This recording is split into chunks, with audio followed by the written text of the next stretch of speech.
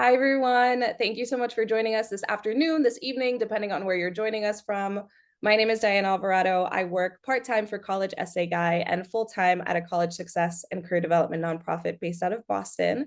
I'm really excited to be here with you all again for another session of College Essay Guy's First Gen Low Income webinar series, supporting counselors in professional development on topics that are applicable to first gen low income college applicants in the college application cycle. So thank you all so much for being here tonight. This month, we're going to be talking about fly-in programs for students, which I feel most folks are familiar with, but we're also going to be talking about fly-in programs for counselors and folks who support their students in applying to colleges. So we're joined by two amazing presenters. On an organizational level, we're excited to just continue this FG Live webinar series. And in order to best do that, we would love to hear from you on the topics that feel really pertinent to you and your students. So Rebecca is going to go ahead and drop in the chat our Google form that allows you to share a little bit more about the topics you want to hear from specifically for this series. We encourage you to add any comments, questions, and additional details that will help us curate this webinar series for topics that's most relevant to you all. Another quick plug, another link that Rebecca will add into the chat is our webinar and live events page. It's a really comprehensive calendar that will share all of the events that are going on in the College Essay Guy world that you can register for. Next month, we'll be talking about national programs featuring QuestBridge and other national programs that are specific to first gen, low income, and otherwise underrepresented students. So we hope that you'll join us for that. And we'll keep you all posted as we continue fleshing out programs and webinars for this year. So again, tonight's topic is fly-in programs for students and counselors. We're really excited to be joined by two amazing folks that work on the admissions side of colleges and universities. So we have Christina Guevara, who is the Assistant Director of Admissions for Diversity and Access Recruitment at Smith College, as well as Owen Knight, who's the Director of Admission, Marketing, and Communication at Tulane University. And so they are going to talk about two different types of fly-in programs on the student side and on the counselor side. And I'm very thankful to have them. I'm so excited for you all to hear from them. As always, a copy of the recording of tonight's session will be sent to you all in a follow-up email, as well as links to any of the resources that our presenters talk about this evening. Throughout the session, if you have questions, please feel free to use that Q&A box, and our wonderful moderator, Rebecca, will compile those, and we'll have some time at the end of tonight's session to do kind of an open Q&A, ask me anything for our two presenters. And so without further ado, I'm happy to pass it over to Christina to get us started on fly-in programs for students and the offerings that Smith College has. Thank you both for being here tonight. Thanks, Diana. Hi, everybody. My name is Christina Guevara. I'm just going to share my screen to get us started. And I am here today to talk a little bit about fly-in programs for students with an emphasis on Women of Distinction, which is the fly-in program that I coordinate at Smith College. So I'm so happy to be here with you today. Hopefully I can share some new information that might be helpful to you all as you work with your students. So I thought I would start with a general definition. What is a student fly-in program? So a college fly-in program is a fully funded visit to a college or university where travel, lodging, and meals are covered, and sometimes even a stipend might be included in that as well.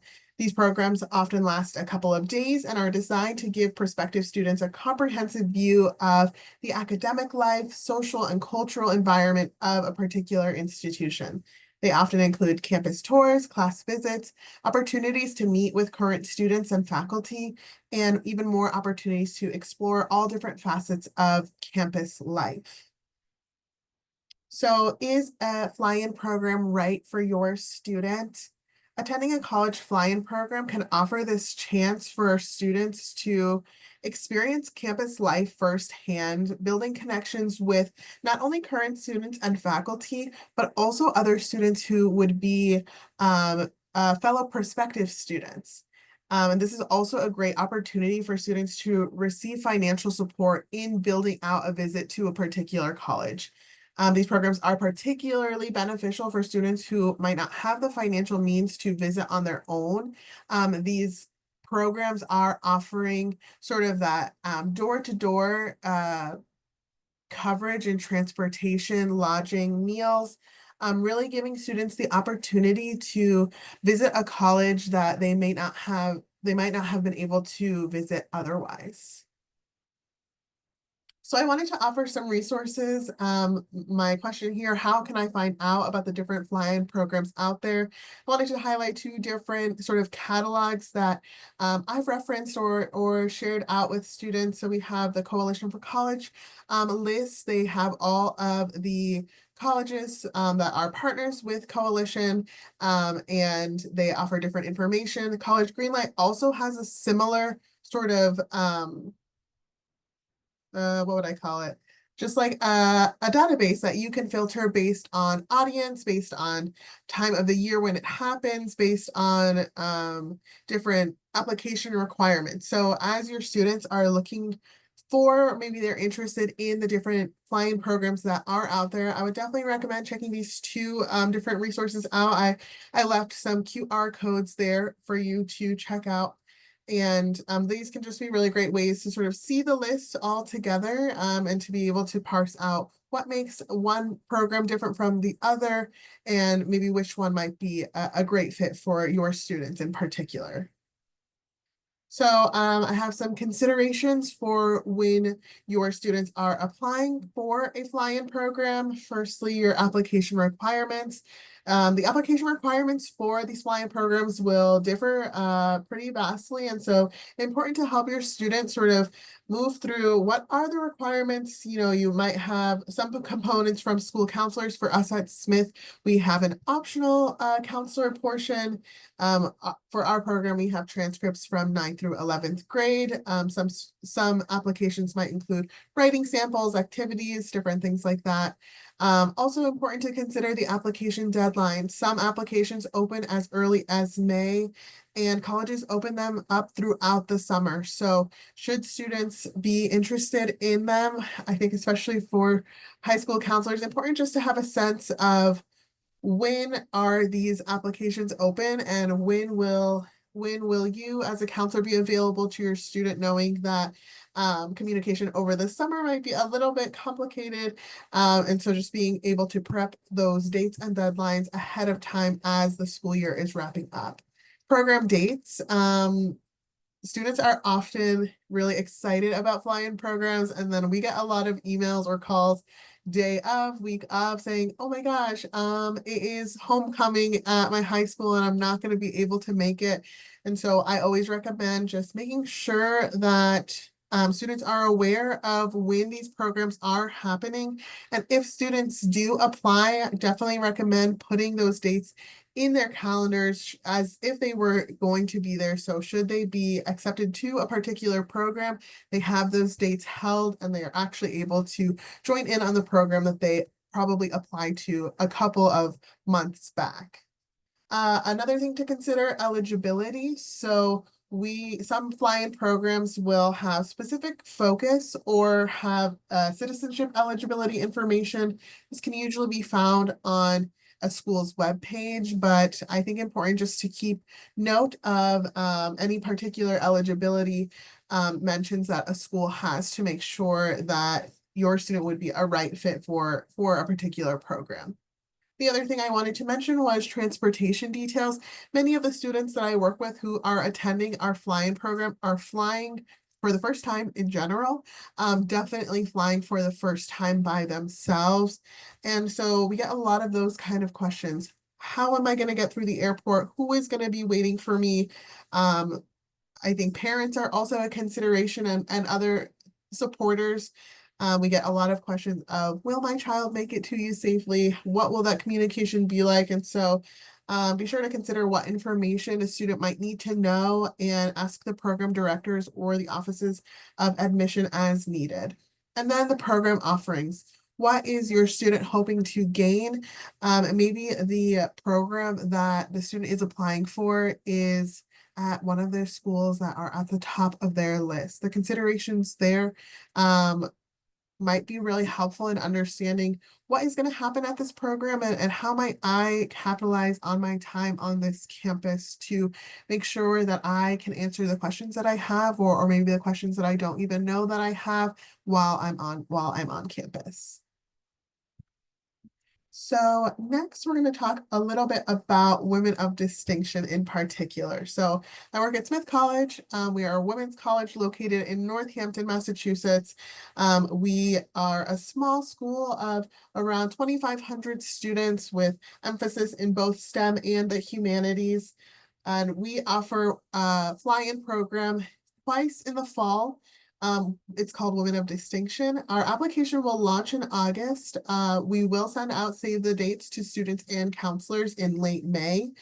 Our deadlines and our timing is not officially finalized yet, but our application window does have a deadline in mid-September. So I think for our program in particular, which follows a model similar to some other fly-in programs out there, it's particularly important to connect with students ahead of time, just to make sure they have our program on their radar and that they have spoken with you about anything that they might need, maybe their transcript or a short recommendation, things that can be done ahead of time before this window really begins, knowing that our application will still be open right as school is beginning again in the fall. And then just listing out here that our programs in 2025 will be on October 17th and 18th, and then again on November 7th to the 8th. So I want to talk a little bit about the audience. Smith College Women of Distinction is intended for high school seniors. This annual event highlights opportunities offered by Smith for African American, Asian American, Latin American, Native American, and or first generation college students. All students are welcome. Housing, meals, and transportation to and from campus is included. The opportunity here is that participants will have the chance to connect with current Smith students, faculty, and other community members. Additional programming will include a series of panels and workshops on academics and student life. So I wanted to offer some program highlights from our past Women of Distinction programs. One of the core tenets is our overnight hosting. We are thrilled to work with our current Smith students to create a host matching process. So our Women of Distinction participants, we call them our WODIes. They apply to our program if they are admitted and decide to come. They let us know who they might be interested in connecting with. We ask them a couple of different questions and we ask them, how might you like to be matched with your host? Giving a preference on maybe racial or ethnic affinity, academic area of interest, hobbies, hometown, different things like that, to try to make a strong match with a current student who they can see themselves in and who they will have the opportunity to be hosted by overnight. So at Smith, we have 41 different houses on our campus that range in size from as few as 10 students to as many as just about 100. I would say that housing is one of our core distinctions at Smith. 50% of our students stay in the same house for all 4 class years. So we love the opportunity to highlight this for our fly-in students, and they stay overnight in the houses. They can eat in our dining halls and really get that immersive experience into our community.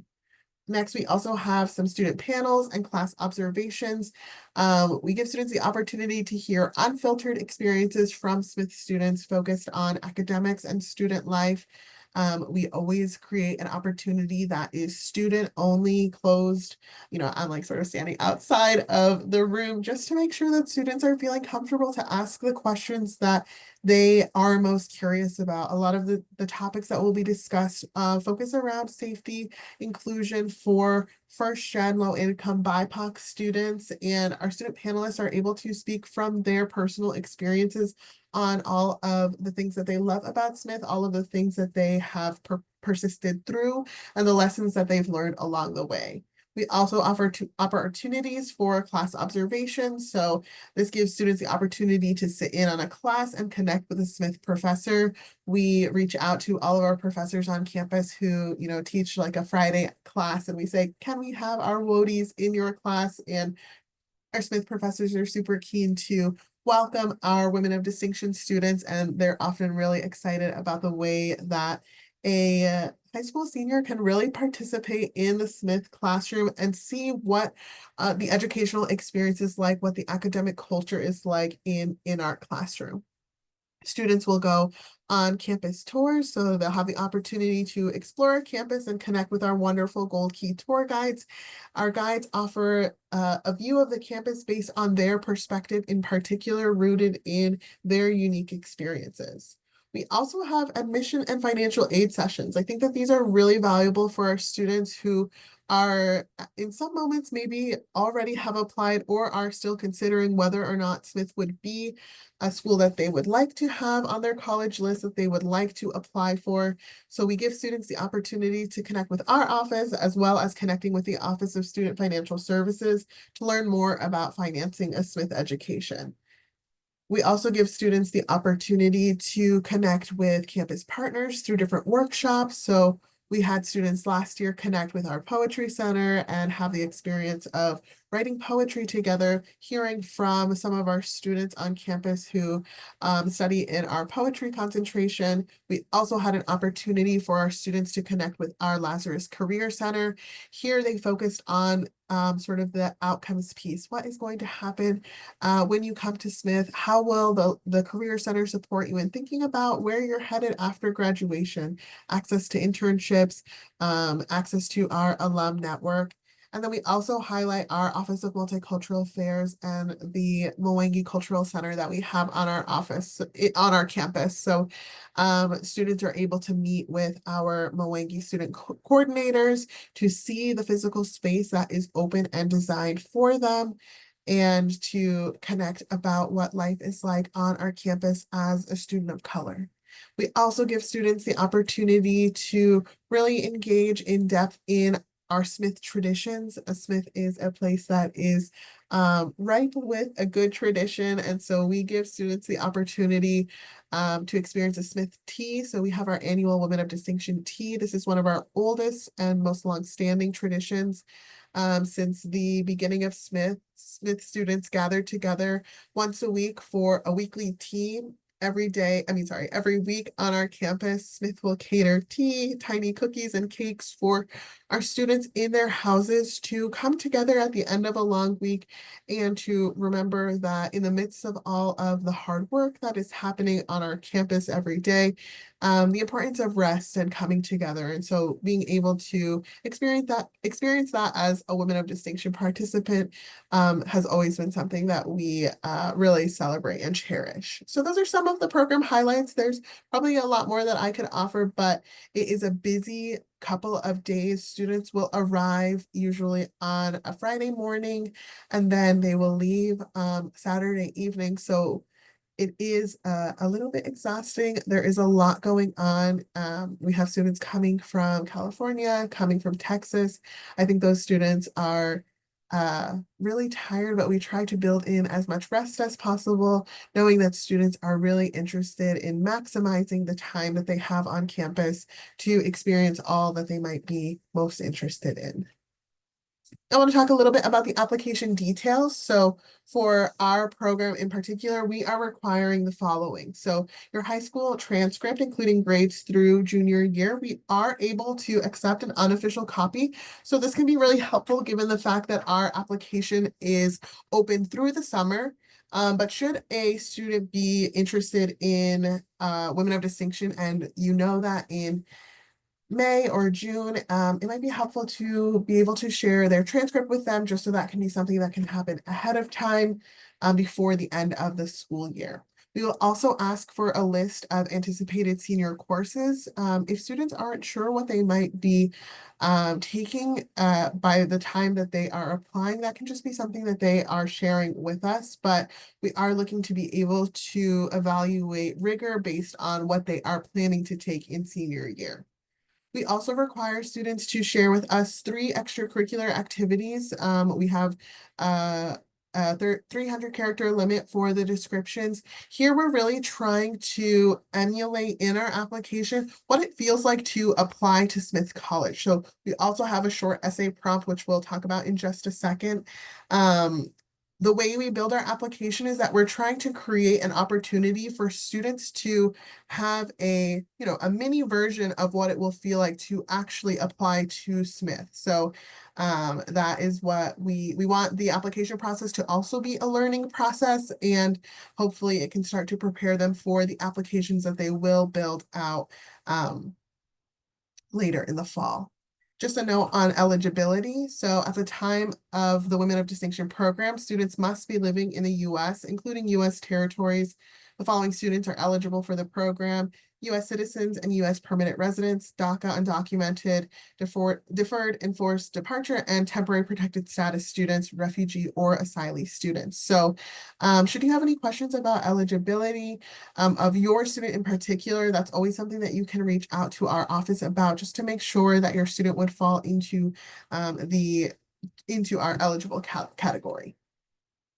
I wanted to focus a little bit on our short essay. This is the purpose of the short essay is to get a sense of how your student has understood their intersectional lens as impacting their worldview. So I feel like, what does this mean? I wonder what a high school senior might think about this sort of question. So I wanted to list it out here for you this evening. So intersectionality, a term coined by Dr. Kimberly Crenshaw, is a term used to describe the complex ways in which the effects of multiple forms of discrimination, racism, sexism, classism, etc., combine or overlap. The question here is, how has your own intersectional lens impacted your worldview? Students have about 250 words to start to share out some of their own intersectionality. So really great essay responses have offered the ways that students have understood their multiple identities and the way they sort of interact together. Students can often highlight a club or a moment of advocacy that they've done in their school community. We have another question in our first year application that is going to ask a little bit about identity and community. These are the sort of things that we're hoping to learn from our students through the short essay response, and we are looking to evaluate writing. So important to make sure that students know that this is a writing sample for us, and then also really the content is something that we are interested in seeing. Intersectionality is definitely a theme that we engage with at our program, and so being able to sort of softball it to them in the application process is also something that we really appreciate and see really incredible responses from, but it can definitely be a tricky question. So helpful to maybe walk through with your students who might be most interested in coming to Women of Distinction, just talking through what that short answer response might look like.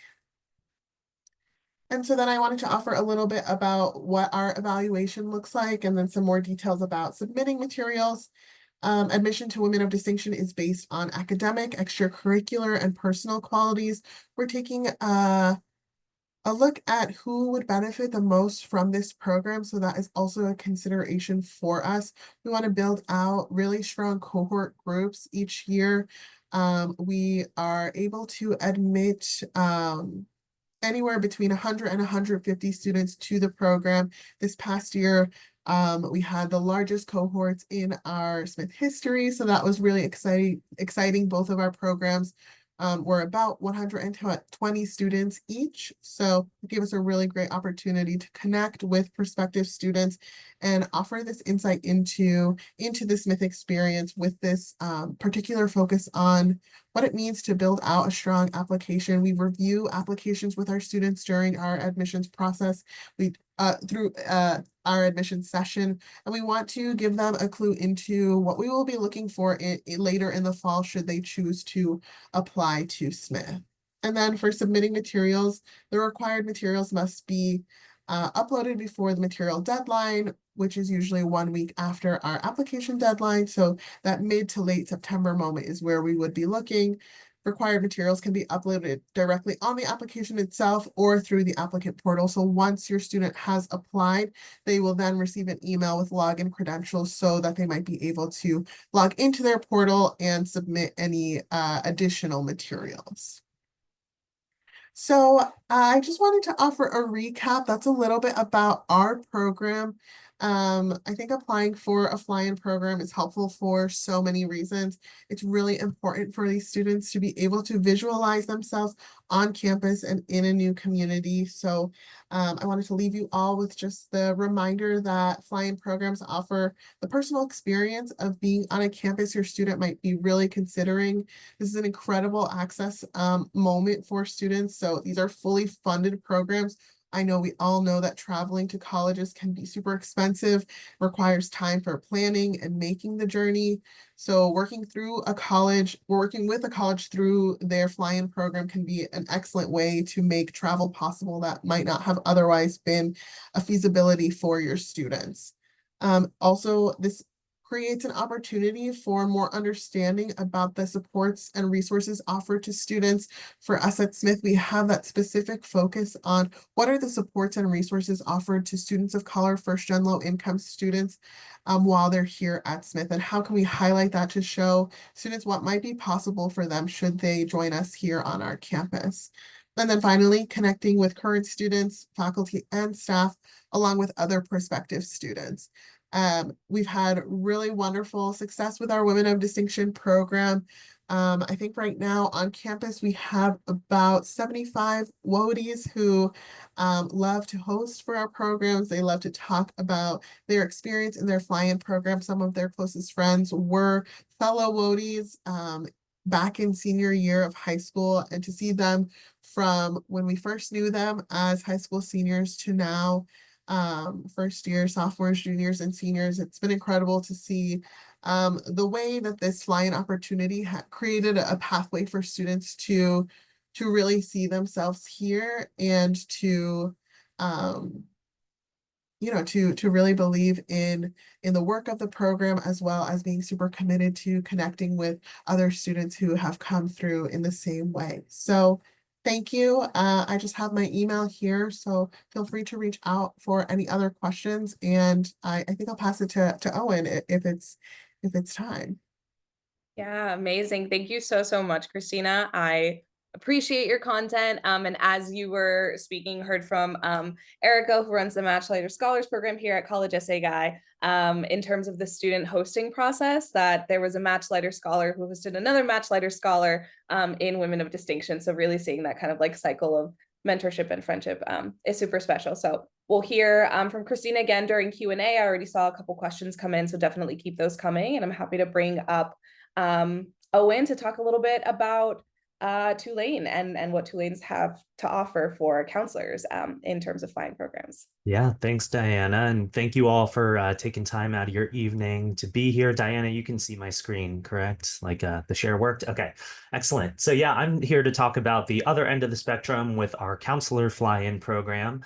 For the past few years, we've called it our Crew of Counselors Fly-In, since it does occur typically in late January or early February, right around Mardi Gras season. So always a fun time to visit New Orleans. I am a Tulane alum. I've been in the office since 2014.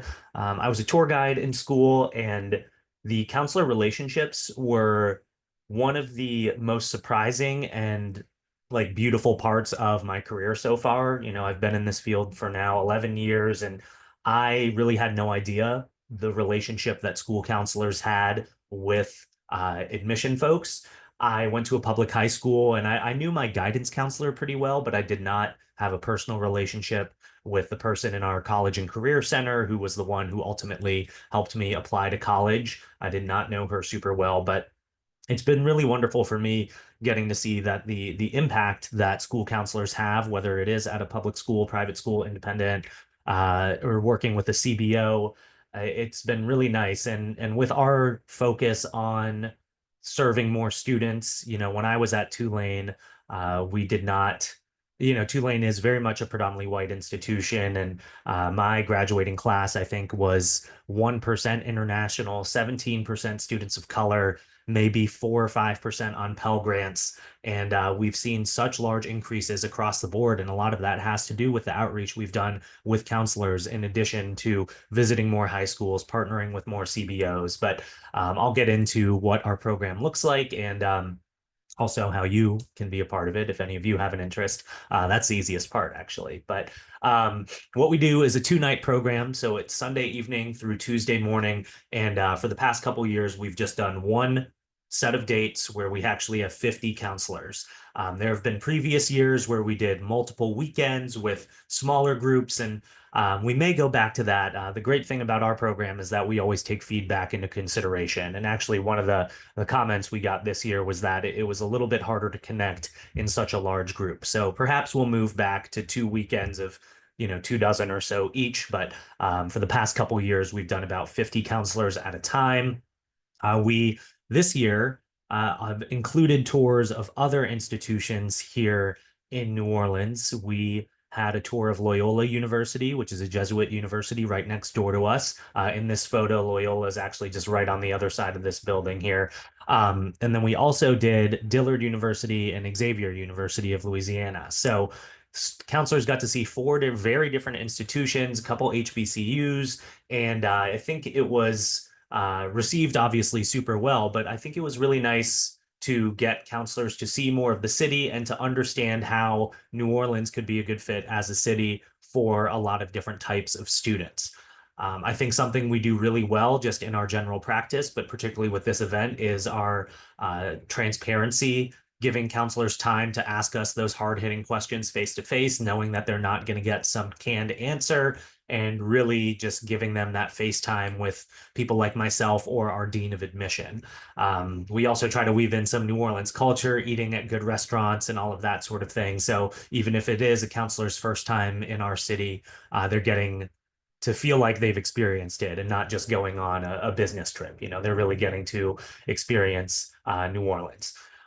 So how we choose counselors, so how people like you who are watching might be able to be in it, it's really up to our staff. We empower them to build these relationships as they're visiting high schools, as they're doing virtual programs, and making them feel like they aren't afraid to ask. We actually have a form that they can submit throughout the year to suggest people for the fly-in, and they've got a space to provide a little bit of an explanation, to say like, hey, this is a magnet school in downtown LA that I've visited, and I would love for the counselor to get to see it, whatever it might be. It is really, really nice for us to get to build those new relationships, but also to kind of thank some of our feeder institutions. And if there's someone who has never been before, but they are sending us 5 students a year, they'll get to see what it's all about. So we kind of utilize it in 2 ways, if I'm being honest. We do try to keep a good mix of private, public, and CBO counselors, and we've challenged our staff to build those relationships at those public schools where, they might not have that dedicated director of college counseling with that title, and challenging them to make some calls and figure out who to reach in order to make the greatest impact on those students, and be able to forge those relationships. And yes, Linda, I was thinking of you. I saw you in the chat earlier. So yes, shout out to Downtown Magnets. Our staff do a really nice job. And then we have one staff member, Valerie. This is kind of her project. So I am eternally thankful to her for letting me be involved in it. But she is kind of maintaining those and keeping a list of everyone who's attended in past years, just to make sure that we're spreading the love, that a counselor isn't coming twice while working for 2 different institutions or something like that. And she's keeping track and sending out those invites every single year. And if you're interested, you can just email your Tulane admission counselor, tell them you heard about the program on this program, and let them know that you've never visited and that you would love to come. Just Google Tulane Meet Us, and I'll send the link later once I'm done talking. So once we've set out invitations, we invite I think this year we sent out maybe 80 or 90 invitations for the 50 spots. And then it's just kind of a free for all, first come, first serve. From there, people sign up, we arrange their travel. Obviously, I know we're super privileged to have the budget to do such a thing. And I know not every college is doing programs at this scale. But it is allowing us to cast such a wide net and bring people in even internationally. We had a couple counselors from Canada this year. So we do, as I mentioned, a 3-day program. It starts in the evening. So if people want to come in early, we can lock them in. The group rate, if they want to stay at the hotel Saturday night, they can pay that out of pocket and make it a little bit of a business with pleasure trip. And then we did this year cocktails at Sean Abbott, our Dean of Admission. He hosted at his home. And then we did a second line parade to a really nice restaurant called Atchafalaya.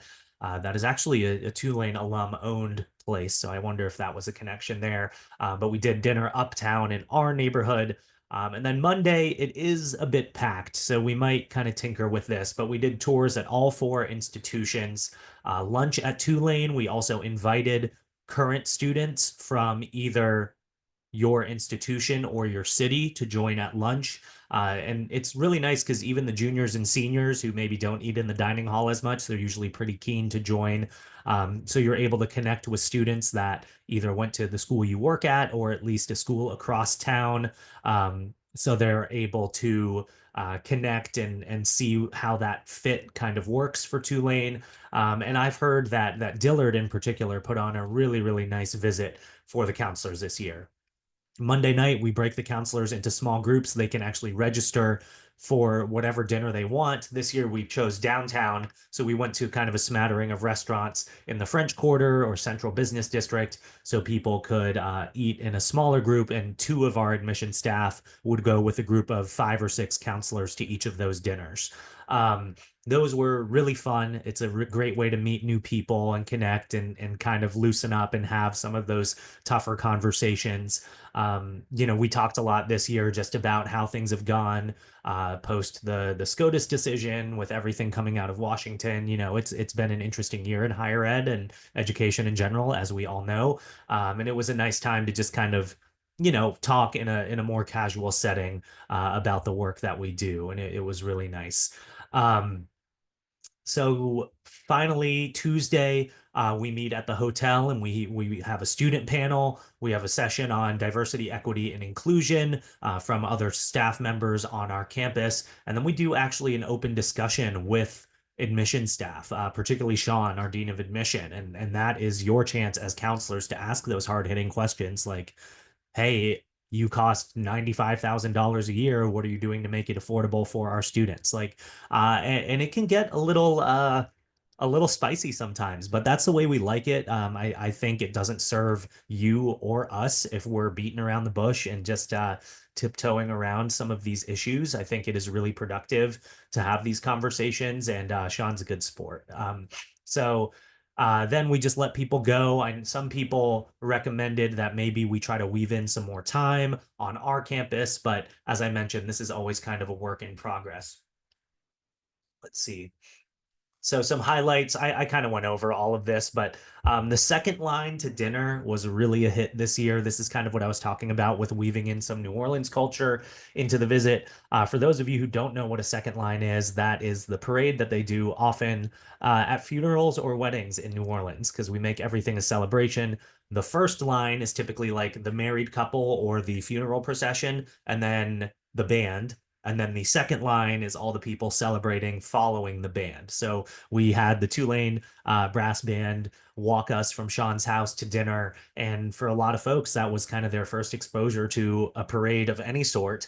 And it was probably very different from what they expected typical Mardi Gras season parade to be like. There was a lot less nudity, and it was a little bit more wholesome than I think a lot of people expected.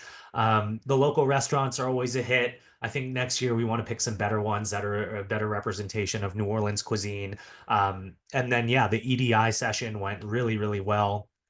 We have our Director for Diversity Initiatives, Valencia Jones. She worked with Tanya Mandashona, who oversees some of our cohort programs, such as Posse and College Track. And she supports a lot of our first generation students on campus. And they just had a very open discussion about some of the challenges and initiatives and things going on at our school so that counselors like you can understand that, like, yes, obviously we do serve on one end of the spectrum, a very white, very wealthy, like a not super diverse section of students, but that there are also a lot of support resources on our campus for historically underrepresented populations as well. So that's always great to talk about that work. And then I mentioned the Q&A with Sean also being a nice highlight. Um, Afterwards, we actually have already gotten this data. We send out a survey to the people who have visited, and from what I've heard over the years from my friends who work at high schools, that we do run a pretty good program. If I do say so myself, people are able to rate the sessions 1 to 5. We used to do a faculty panel. We used to do a New Orleans bus tour that highlighted community service, but some of these things didn't get as high reviews. So we're constantly experimenting and seeing what we can do better. People this year said they wish they had gotten to see a little bit more of our campus since it was the 2-lane fly-in. But on the other hand, we were, praised a little bit for getting to spread the love and use our privilege to, let the counselors see some of those other institutions that might not necessarily have the budget to fly 50 counselors in. And always people want a little bit more time to relax. We might work in a coffee break next year, but we're always listening and thinking about the program. And they work. I pulled up data from our 2023 fly-in program. 2024, we hosted Access, if any of you were part of that organization, the Independent School Network. They had their annual meeting in New Orleans, so we hosted them for a day. So that 2024 was kind of a atypical year. But in 2023, we saw almost 10% increase in applications from the 48 schools that were represented. We also had counselors from College Track, a college track site in California, and then Emerge out of Houston. So a couple CBOs as well. So I didn't easily have the data there. But a couple highlights: Lane Technical School in Chicago went from 48 applications in 2023 to 67 in 2024. Temple Pius High outside of SF saw a 50% increase in applications. And then even 2 years later, it was about 8% increase in applications at all of those schools. So there's definitely a little bit of a spike. And then a continuation. Some of our international schools, like we had a school in Canada that had never sent us an applicant before, and then they had 5 kids apply the next year. There was a school in Oklahoma that went from 1 to 6 applicants. So I saw a question in the chat. No, we do invite counselors from schools that have never sent us a student before. That's definitely part of it.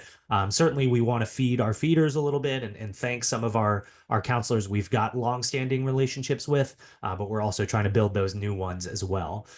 So yeah, we're seeing some significant impacts, and obviously it is a big financial question as to is it worth it, and I think it takes some um, you know advocacy on our part to make sure that this program is seen as valuable. And I didn't pull the enrolled numbers, but I might do that just out of my own curiosity after this. But based on our net tuition revenue, if a couple students enroll because of the fly-in, it kind of pays for itself. So if you think about it that way, I hope more schools are able to continue to do these. And I think there's opportunities, and especially in other cities, to where maybe schools can join forces. I think that was one of the biggest surprises I had. And really some of the best feedback we got this year was the fact that we were able to include those other universities. Loyola and Tulane were literally next door neighbors, as I mentioned. And in 2018, we worked together to host the International ACAC conference, and that was very successful. So we've always had a great relationship with them,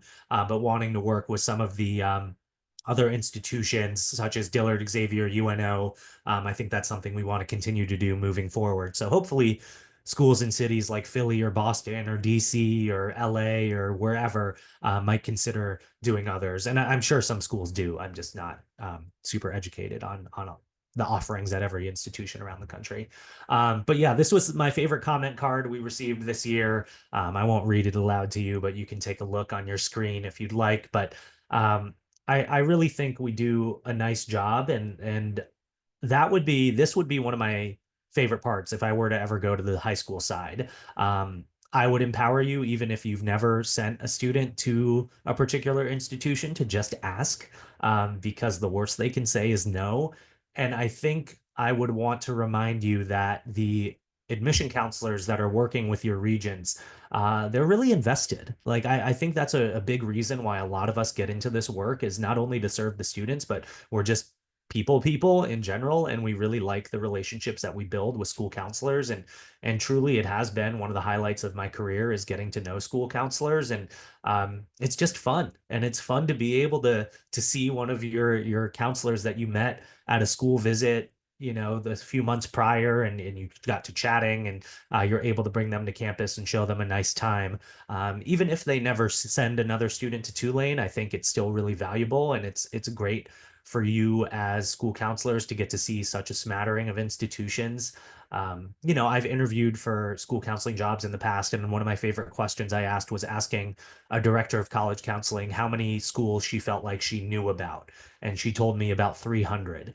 And I thought that was really cool. I've become kind of a college campus nerd. I love walking around campuses when I go on vacation and stuff. And so um, I hope you're able to visit us sometime. So if you've never been to New Orleans, if you've never visited Tulane, feel free to shoot me an email. I'll share it in the chat. I'll also share the link to our Meet Your Counselor page. And yeah, if any of you are on advisory boards or just friendly with anyone in particular admission offices, I would continue to urge them to host these programs and to find ways to still highlight the work that they're doing for your first gen low income students, for underrepresented ethnic populations, for socioeconomically diverse populations, whatever it might be. You know, continuing to highlight that work that we do. And I think it's been challenging over the past few months, obviously, as many of you know, but there's still a lot of great work being done at these schools. So I would definitely encourage you to keep pressuring us to keep it going and to keep sharing with you what we're doing. So yeah, I'm going to stop sharing my screen so we can move to our Q&A section, but I really appreciate y'all's time, and I hope to see some of you in New Orleans in the future. Thank you. Amazing. Thank you so much, Owen. Wonderful. Let me just move this. Yeah, so with the remaining time that we have, I would love to start diving into some of the questions we've gotten in Q&A. I have some questions that I know have come up from counselors in the past and my own experiences with fly-in programs, but I think we'll start off with kind of the question that's on everyone's mind. And I think, Owen, you touched on this a little bit. Linda asks, are any of these sorts of programs, you know, from your perspective at your institutions or from other institutions, being currently threatened or put on pause by the current administration? It seems like this is exactly what our current administration might be targeting. And so if there's any insights you all can share from your institutions or what you've been hearing about kind of what the future of fly-in programs might look like, or even just in this kind of immediate future for this upcoming year. So I think this is for both of you. So whoever feels called can go ahead and start first. I'll go first just since I'm already unmuted. But Christine, I heard you mention it that your fly-in is open to all students. And I think that's really the key language that schools are making sure to convey. Because I think the main concern out of the administration, and don't quote me on this, and but it seems to be that if anyone is being denied opportunity, right? So I think making sure that it is clear that we are not saying no to anyone, but that these programs particularly are for, and highlighting and showing certain populations of students how they might be a fit at our institutions. And yes, they might be historically underrepresented, but we're not preventing anyone from coming to participate. That's been something I've been working on, is just the language in some of our print pieces and on our website, which has been an interesting undertaking, I will say. But yeah, I mean, it's a lot happening right now. But for us, you know, some of our offices have new branding and new names, but no one is being fired and no one is stopping what they are doing. It's just we're needing to make sure that the language is clear, that no one is being excluded in the work that is happening. And hopefully, schools will continue to do these programs and to show these underrepresented students that they can be a fit and that they belong and that they can have a good experience at our schools. And I don't think anyone in on this call would ever have thought anyone was being excluded, but I think we're just all making it clear that nobody is. I mean, Owen basically said it all, but I would reiterate that sort of distinction. Our program is now an opportunity focused on the resources and support offered to a particular group of students on our campus, and the program is intended for anyone who would be interested in learning about that. So we do have questions about like eligibility from students. I think that the language can be a little bit confusing. I think that would be the takeaway that I might share in this space, right? I don't think programs like this are going away. I don't think they will at Smith, but I think that the language begins to shift a little bit, which I think on the user end for students, for counselors, some of those questions of, okay, what does this all really mean? I think are questions that we are committed to fielding and making sure we're answering and offering the most clarity that we can. So yeah, I mean, at this current moment, we don't have any plans to change our processes. I feel like the last couple of years, we have already been in this moment of anticipating some of what has been happening. And so being able to adapt our programs to ensure that our priorities can still happen, and bringing these students to campus is definitely something that we will work and fight to continue to do. Awesome. Thank you both. I'm going to fuse kind of these next two questions together. So Lou asks specifically for the student flying program if Smith seeks to determine financial need in the application. And similarly, what does applying to fly-in programs look like for, say, a low-income student at a private high school that maybe comes from a lot of resources, but the student themselves, identifies as first gen or low income? Is that captured anywhere in the application, or maybe tips on best practices for making sure that the student kind of positions themselves well in their application, considering their high school context? It's a great question. We aren't taking in any financial information, so that part is not a part of our process. Because our program has been historically for students of color, we have had that particular focus. It is a new year for us, or a new couple of years for us, including first-gen students into that mix. And I think that even that addition in our language has provided a really beautiful opportunity for us to focus on the first-gen experience a little bit more. But we have always had students come to the program, like sort of regardless of any of the financial impact. And then I think just to think a little bit about that second question, we definitely are taking into consideration sort of where a student is in their context. I wouldn't say that a student at an independent school is like automatically considered not a priority because of what they might have on their school campus, particularly because we know some of what they might be experiencing in that setting as a first-gen low-income student at that particular high school. So I definitely wouldn't say that it's someone that we aren't interested in, and we have had great success bringing our independent school kids to the programs as well. Awesome. Thank you. I'll also remix this next question because I know you touched on it a little bit, Owen, in terms of counselor fly-in programs, if that's open and eligible for counselors who have maybe never sent a student to Tulane. Similarly, for both and either of you, if you can maybe speak to perhaps like creative ways that students and or counselors have reached out to admissions teams to seek out opportunities, right? And so maybe at some institutions that don't have a formal fly-in program, are there still options and ways for students to reach out and say, hey, like I am really interested in XYZ school. I don't have the financial means to, visit campus. What options are there? I think a lot of times counselors struggle with what questions to ask their admissions representatives. And so if either of you have any advice on just kind of maximizing an admissions rep in terms of like resources and opportunities for students and counselors.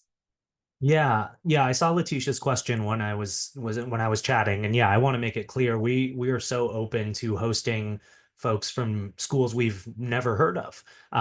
There's definitely, we want to have a blend of people in any fly-in group, but we're fortunate that we're able to bring a lot of people every year. And so whether it's a CBO we'd like to work with, or just someone we happen to meet at NACAC and we've never interfaced with before, we're definitely open to that. So I again would encourage y'all as school counselors just to ask, because the worst we can say is no or not right now. And keep you in mind for the future.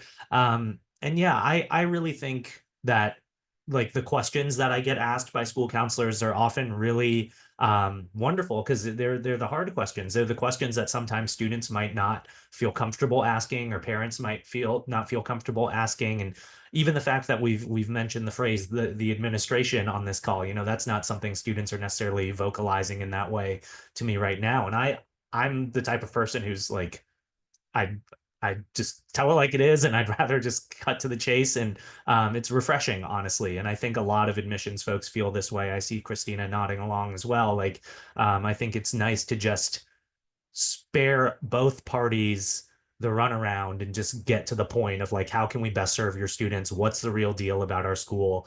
And any admission counselor who's worth their weight will tell you how it is, in my opinion.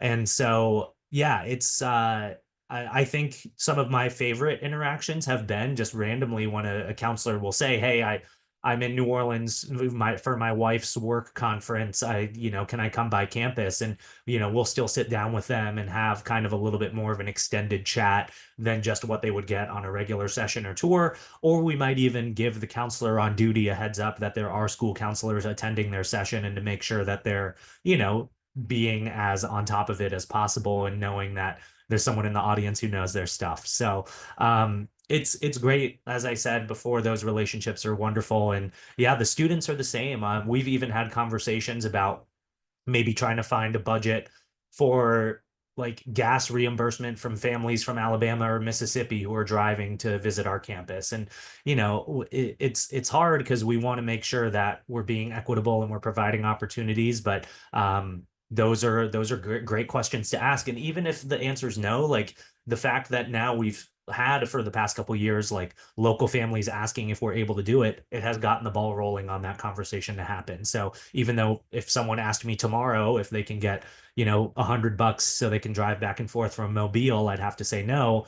Maybe in a year or two, we would be able to say yes. And that's just because people have been asking. So I'd empower you to keep asking those questions. Perfect. Awesome. Thank you both. Another question that came out kind of on the counselor side of things is if at Tulane specifically, these counselor fly-in programs are open to IECs, and particularly related to this webinar series comes under the Matchlighters Scholars Program. And so if Matchlighters, mentors, for example, would be able to join programs like this. And I'd assume that if not, it'd be similar to the conversation we just had about like asking what the alternatives are. But Owen, is this just mostly for like school-based counselors and CBOs? Or yeah. Mostly, yes. But I think if an IEC who is working with this, this underrepresented population for our campus, maybe further discussion could be had. But it's rare. It's certainly rare for IECs, because it's harder for us to track, honestly, if I'm being direct. Just like, so much of the evaluation of the program and how we're seeing, like tracking the data year over year, is based upon the application numbers and whatnot. But that's not to say it's impossible, but certainly less common. Yeah, definitely. And I encourage folks to keep asking questions. I've got some back pocket questions as well. In the meantime, I did see a question from another attendee that asked if there's kind of some sort of comprehensive resource list of schools that offer fly-in programs for students and counselors. And so I know that Christina did share 2 links to databases that have kind of student-facing fly-in programs. So maybe Rebecca, if you can pull that from the live session document and add that to the chat, that'd be amazing. Thank you so much. On the counselor fly-in program side, I think that in my research, I hadn't found any, but usually if you just kind of search up counselor fly-in programs, you'll find a ton. Like Owen had mentioned, I think a lot of schools are really getting on the collective programming. So I know that in the Northeast, there are a couple of schools that are kind of joining forces to do a variation of counselor fly-in programs, and similar for the 5 colleges programs and things like that. So definitely encourage you all to be creative in searches and see what current networks exist for counselor fly-in programs as well. And then I'm also going to remix Lou's last question of, kind of why does Tulane spread the love with other schools? That key question of kind of what's in it for you. I'm also going to add another question of kind of, for both counselor and student fly-in programs, is the goal ultimately for the student to apply and enroll to the school? Or is it mostly just like for exposure and kind of supporting students in list building? I guess kind of what have been your takeaways from your programming in terms of kind of what students have learned from it and counselors have learned from it, and what you see coming into the application cycle that subsequent fall as a result of these programs. Kind of what are your anecdotal thoughts on that? Yeah, I mean, I'm happy to share that in our program design, we know that the majority of our students who are coming for our program will not be admitted. Will not be enrolled students in the following year, right? Other schools might be coming up to the top for them. Students from our program might not choose to apply to Smith, and so we really want to design the program with an access lens in mind. Like I mentioned, we're building our application process to mimic the Common App application. We are talking a lot about building a strong college application in general. We're talking about financial aid with a lens focus, by example about Smith, but really with a lens for first-gen low-income students to consider what financing a college education really looks like in sort of those broad sweeping strokes. We talk a lot about the idea of college fit. We would love for students to feel like they feel that fit at Smith, but I'm really thankful for the opportunity to build the program and execute it with that access lens in mind. We do offer students the opportunity to roll it over their short answer essay from their Women of Distinction application to their first year application should they choose to apply to Smith, and that actually can waive the requirement for our supplemental essay in the future. So I think we love seeing our WOTIs in our applications in the first year process. And I think that those are some of the strongest applications that we see. These students know Smith, they know the community. So I think it helps them in the process for sure.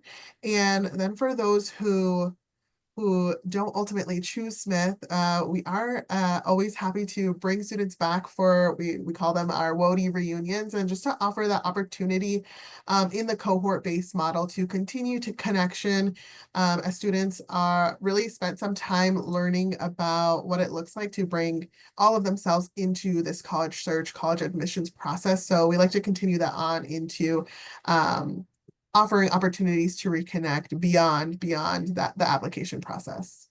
Yeah, amazing. And anecdotally, I always like to share that flying programs hold a really soft spot in my heart, as I, was introduced to and then fell in love with Dartmouth College at the Dartmouth College flying program when I was a rising senior.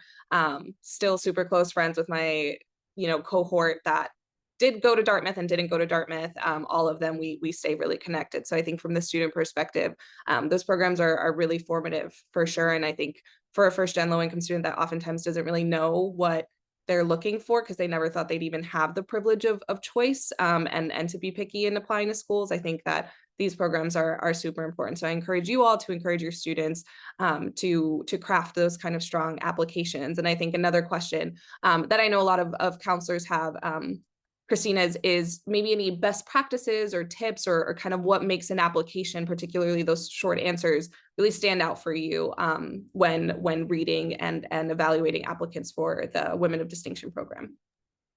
Yeah, I mean, offering up the question itself to you all, I think, I hope can be helpful to you as you work with your students.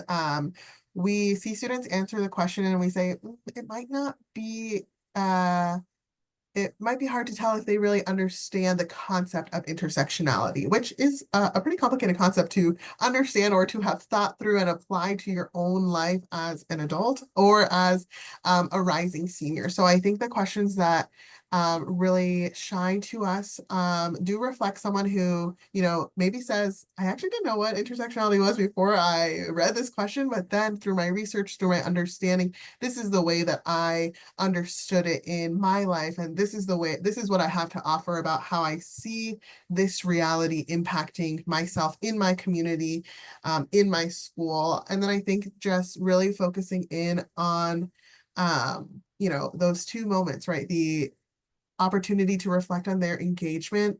We offer some examples in our application to highlight the idea of all of the types of things that might make up strong engagement. We are sure to have one that's highlighting family responsibilities as well as paid work, really offering students the opportunity to offer a holistic view of what they might be doing outside of the classroom. It's only three activities that we ask them to reflect on. So it's a lot smaller than the 10 that you might offer on the Common App. So supporting students and being mindful about which activities they choose to highlight, plus what they're choosing to reflect on in the short answer is what I would say is sort of building out that sort of like shiny application for us.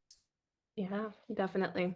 Wonderful. Well, I think we're trickling down on questions. But again, Owen and Christine have both left their email addresses in the chat. It will be in the follow-up resources as well, alongside the slide decks and the links to any resources that they had mentioned.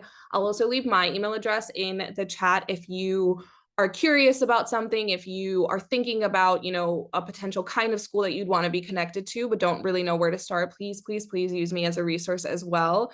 A lot of the names on the attendance list are familiar names at this point. And so I really want to be supportive to you all in the work that you do with students in high school, so that they feel really empowered as they go into their college application journeys. Again, I really want to thank Owen and Christina for your time and your expertise and your honesty. I think I hope that for everyone joining this call, it feels like a really safe space to just kind of like be committed to the work and learn more about how to maximize it.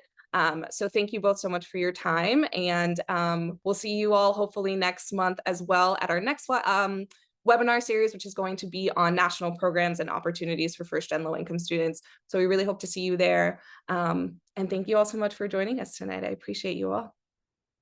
Thanks, everyone. Thank you.